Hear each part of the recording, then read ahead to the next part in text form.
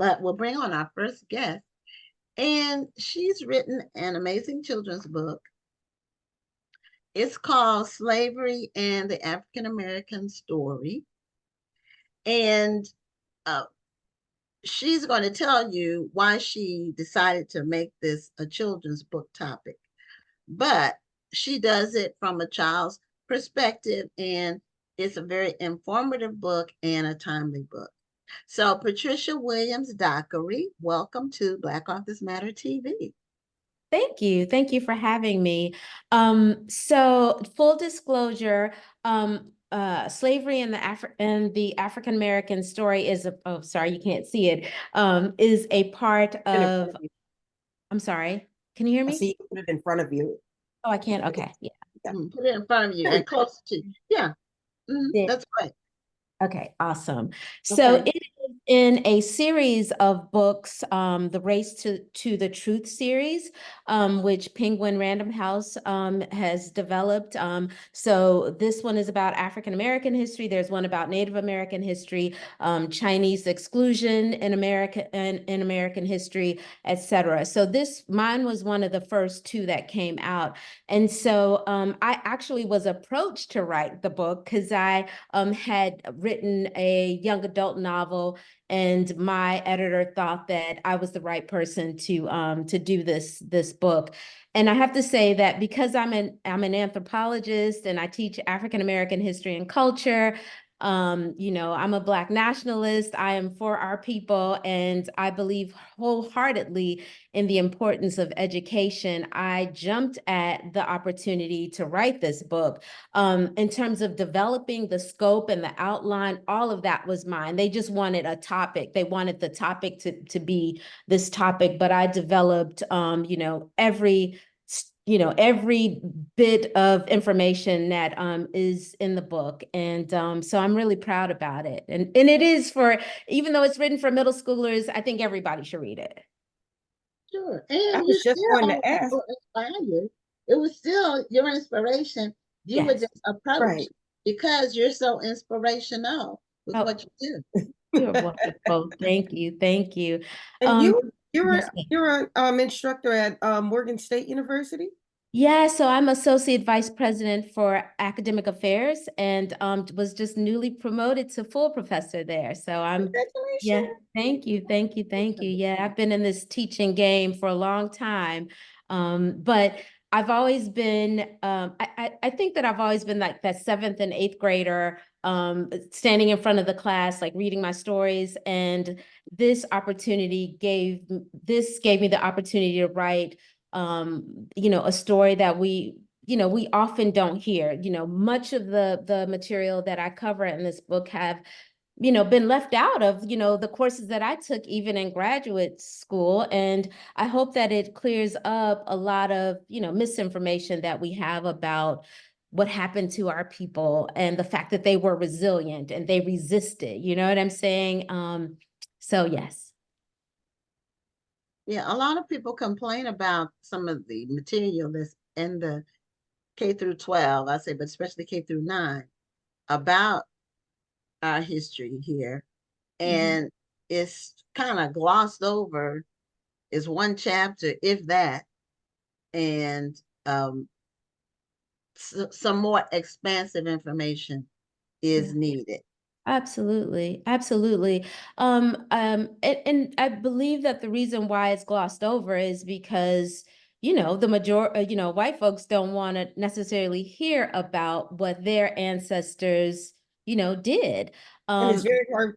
It's probably very hard for them to teach as well. I mean, Absolutely, even if absolutely, they're open-minded and they're student of absolutely. history, it's very hard to teach something, I think, that says that my ancestors probably enslaved your ancestors, or my ancestors were mean, or were prejudiced, or so forth. Right. It's kind of hard for them to say that. Yeah. But one of the things that the book dispels is the fact that, most slave owners, did not have these massive Gone with the Wind plantations. Yes. And many, there were poor white folks who were not slave owners as well, But we need to understand that African American history is American history. It's our shared history.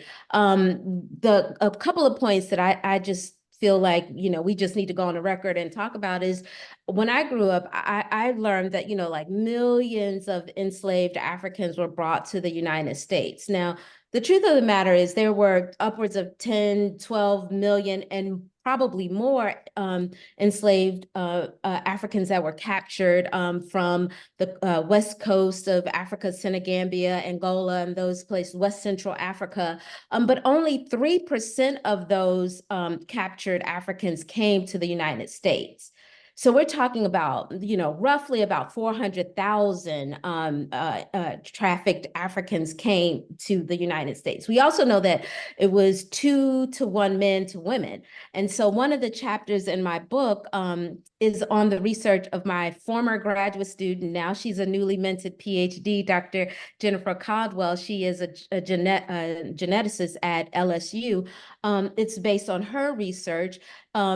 And what we know is that those 71,000, roughly 71,000 African women are the mitochondrial mothers to all of us African Americans today, because there were like roughly 400,000 enslaved Africans who were captured Africans who were here. And of that, only 71,000 were Black women. So talk about Black girl magic. We are, the descendants of 71,000, only 71,000 Black women. Now, of course, through the years and years and years of, importation and just, slavery, domestic slavery in the country after the international transport was abolished, was prohibited. By the end of slavery, we had roughly, upwards of 2-3 million enslaved people in the South. So that says that, it tells us a lot. It tells us about the experiences of those Black women. It tells us the experience of Black women and men in terms of how they were bred to have more children. But it says a lot about our resilience and our staying power. And so I was happy to include that in the book. Yeah, a lot of, I'm glad you led with numbers because, numbers don't lie, as I say. And it's amazing that all of us are the product of a relatively small number of people. Yes. And generations after generations. And as you said, even after they stopped bringing Africans here, there were still people on plantations that were considered property and that were expected to give, the women were expected to give birth as Absolutely. much as possible so they could have workers.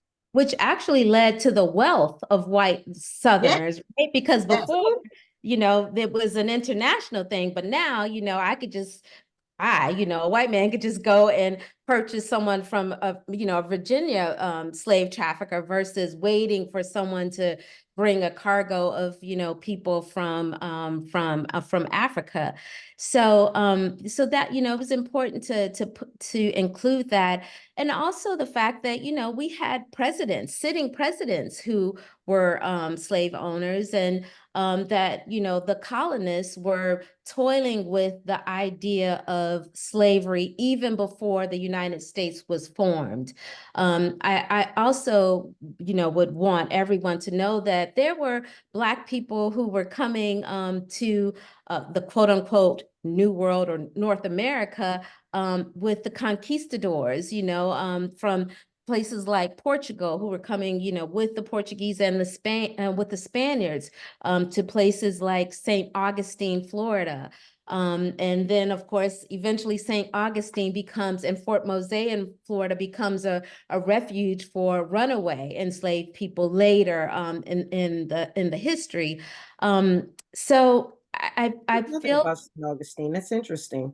Mhm. We read in the books that all the slaves ran north. We don't think about them going to St. Augustine, Florida. So Exactly. that's really interesting that you included that. Yeah, yeah. And also the fact that, when they got to St. Augustine, it wasn't just that, it was them, it was also indigenous people. And of course, the welcome to the enslaved, runaways there was actually, it was political also, because of course, the Spaniards knew that if they, were welcoming, the enslaved people to their area, that gave them an advantage, right? It was taking an advantage from, the British colonists. So, but still, the Black folks took advantage of that. And Fort Mose was a thriving place for runaways. In the book that I'm writing now, I recently discovered that not only did enslaved Africans in this country and African Americans go to places like Fort Mose, and also north. But there's a place called the Great Dismal Swamp in Virginia, which I never even knew about. But it was a place where runaways went closer to the plantations that they fled. And it was there that they met indigenous people, other runaways, and some, white scoundrels who were, a motley crew of people. And so they built communities there. We've contributed so much, our ancestors contributed so much to language, to medicine. One factoid that I think is really important coming off the heels of the COVID-19 pandemic was that we get the practice or the procedure of inoculation from a man named Onesimus. And Onesimus was an enslaved person who told Cotton Mather, you probably remember your American history from way back in the day with the colonists and all that, but the Puritans, all that. But Cotton Mather, that he had this vision, and he remembered that in his homeland, that the people treated these pox that he had on his skin by like squeezing the pustules and then like putting the liquid back onto his sores. Well, that's essentially what we do for, inoculations, right? We put a little bit of that virus back into the body. And because of that, Cotton Mather took on that procedure, tried it out, and saved, folks who were dying of smallpox in the colonies. So we owe, the fact that we all got our COVID, those of us who got our COVID-19 vaccines, in part to, an enslaved Black man named Onesimus. Yeah, Very you really interesting. touched on some amazing topics. One of the things that you talked about when you were saying that a person, a potential slave owner, didn't have to wait until the next cargo ship came. He could just go to another plantation and purchase a slave. It's also a part of that is that the Africans that came on the ships had to be indoctrinated. Sometimes it was very difficult because they were free people. Whereas Mhm. a person born on a plantation is born into slavery, and Mhm. that's all they know, Mhm. which would make them more uh, able to be trained and taught, and more subservient Yeah. naturally, just because they don't know any different. Mhm. They've Mhm. been born into it. Yeah, yeah, but even with that, man and woman yearn to be free, and so there were, countless, thousands of people who, even though they may have been African American born enslaved people, born into slavery, that yearning to, seeing the discernment, and Black folks are genius. They understood the imbalance, and so many of them did rebel. I think even though there was the minority that was ruling the majority, because we know during the antebellum South, in places like Charleston, South Carolina, Blacks were the majority, and there were minority white folks who ruled. But Black folks did do what they could to resist. Some of them outwardly did things like, poison captors, or, fight back, or, lead rebellions, like, Denmark VC of South Carolina. And then there were, of course, those people who resisted doing the day-to-day work. In the book, I talk about how some would kind of feign like they were either ill, or that they didn't know, what they were being told to do. And that was a way to sort of usurp, the white man's, authority over them. Because if you're like, oh, well, I don't understand, or I can't do it, then, they, in some instances, would kind of, get fed up if they think, oh, this character is dim-witted, or what have you. But, We that still was, see that today with some of the people who work for us, absolutely, absolutely. That is a way of exerting one's power, right? So, Absolutely. Now, mhm. how I'm sorry. Well, I was just going to say, I think all humans inherently Yeah, could be free people. But if you've been born into slavery, you may not know exactly how, you know. exactly. Exactly. But we all have that wanting to be free. And, some people act on it, and some people act on it in different ways, Right. as you were describing. And that Exactly. same thing continued on even after we were free from slavery. Mm-hmm. Um, I know Absolutely. that, but we want to focus on that since that's what your book is about. And so, Rhonda, you were going to interject something next. well, I was going to ask something actually. I wasn't going to Okay. interject. But it just sounds like a lot of information. And I'm just, how were you able to break this down to where a middle schooler could not only understand it, but really immerse themselves in this information? Yeah, I wrote a lot in middle school ease. Like first I got all my facts on paper. Um, you know, I had done a magazine when I was at the College of Charleston. I was there for about 10 years. And we did it for the state of South Carolina. It's called the South Carolina Black History Bugle, and it's still on the Avery Research Center's website. So when we did that, I told my staff then, think of it as like highlights for Black people, right? And so I put highlights, right? Remember highlights. Yes.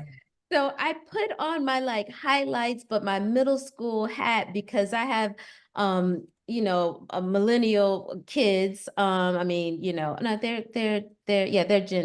millennials. Yeah. So I just kind of channeled that. And when I was thinking about it, I thought about all the exercises that if I were a teacher, I would want kids to do, and some of the discussion questions. So I did way more than Penguin Random House was expecting. I mean, like I put timelines in, just all of that. And then after that, I went back and read it again to make sure I sounded like a middle schooler. And at that point, that's when I sent it back to Penguin Random House, and they were happy with it. I will have to say, I also put my kids to work. They did the teacher's guide for the publisher, because I was done after like editing it over and over and over and over again. Well, I'm sure doing such a deep dive of information, your mind was probably on overload as well. Oh my God, yes, yes. But the great thing about it was I wrote the draft during COVID. So that helped because I was home. So now y'all pray my strength, because I have like 7,000 more words to write on the next book, and I'm delivering it at the end of the month. Wow. Oh, wow. So And it goes, the next draft is the next book you're talking about. yeah, it goes from 1851 to the Obamas. Oh, wow. So is it related? So it's related to the current book, but Yes. it's just Part two. as time moves. Absolutely. Yes, absolutely. Yes. So it will go from 1851.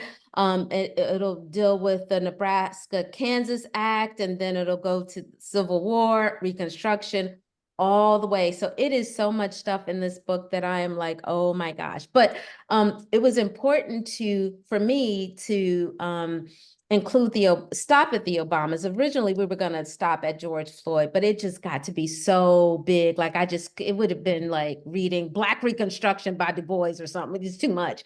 But because in the second book, I have a section on the Black people who built the White House.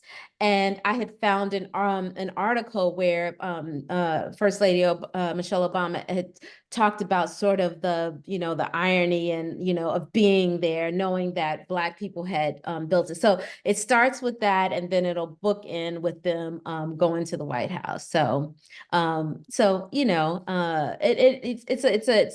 a good way to start to move from where we are in this book. This book ends with a flash forward and deals with public history and monuments and unearthing, evidence of the African American and enslaved African experience in this country. On the cover of the book, I want to point out, this is our what we think that Oni Judge would look like, and just Oni Judge she was considered a dour slave, and I want to just make clear that I use the term enslaved people in the book Instead of but calling them actual slaves. right, Say but enslaved people. enslaved people, but when we are dealing with laws or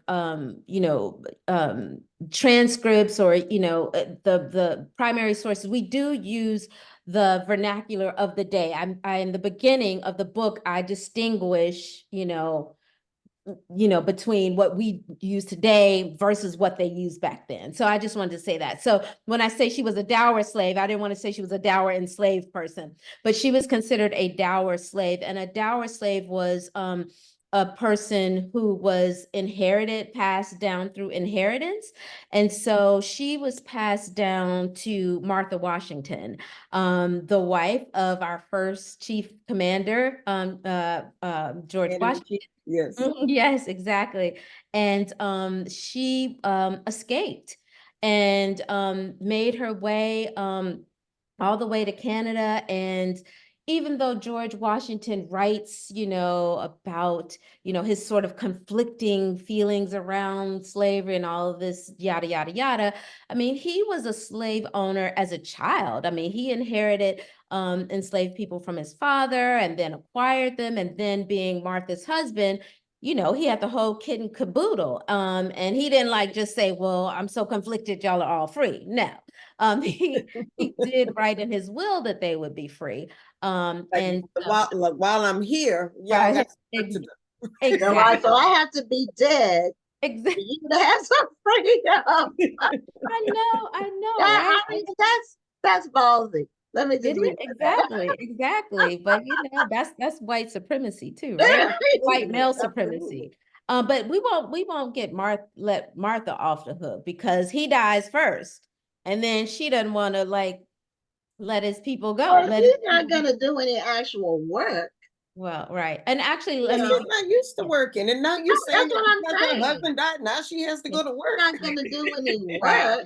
Right. And technically they were quote unquote hers, the ones that we're referencing here.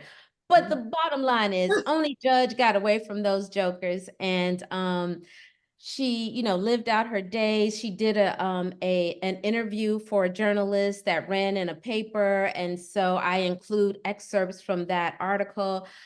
Sadly, she did, die impoverished, but she died on her own terms. She did not die being the servant, the handmaiden of, someone. She was not someone's property. She was able to breathe air as a free person and live freely. So for me, resistance and resilience go hand in hand and lockstep with the genius of our ancestors and all that they were forced to contribute to this nation, and that we are the beneficiaries of. Beautiful. We owe them so much.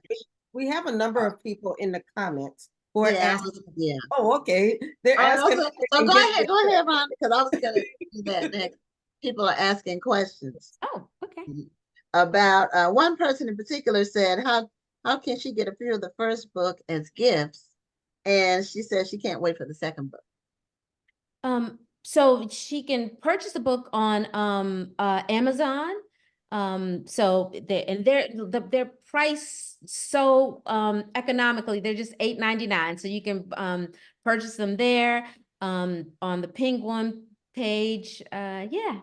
Yeah, I And did then put we the have, Get it. Penguin link in the chat. So if anybody's watching and you'd like to order the book, you can just click on the link that we put in the chat and you can order the book that way. Are people able to get signed copies? Yeah. So if they want to get signed copies, tell them to they'll need to just email me. We'll have to figure it out because I do have some books here. They can buy them from me and I can send them to them.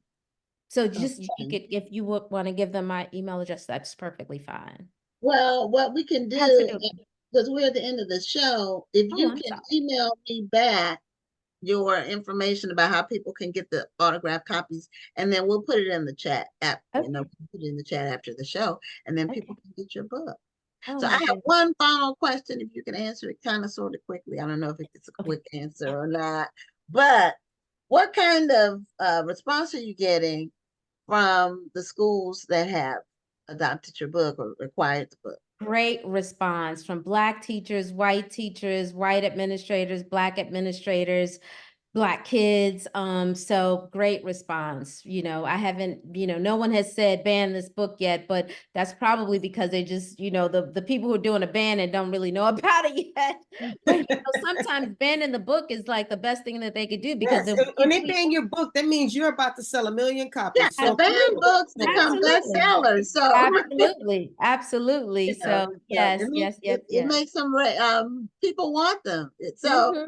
and Yeah, people might not have heard about the book if it wasn't banned. It's exactly. having a reverse effect than what I believe was intended. So Yes, yes. anyway, Patricia, thank you so much for being a guest on Black Thank Office Magazine. yes, you. truly enjoyed the conversation. And you're right down the street from me. I live in the DMV as well. I'm in Accokeek, Maryland, and you're in Baltimore, right? Okay, I'm in Potomac. I work in Baltimore. I live in Oh, Potomac. you're in Potomac. You with the Yeah. rich folks. Okay, Oh, so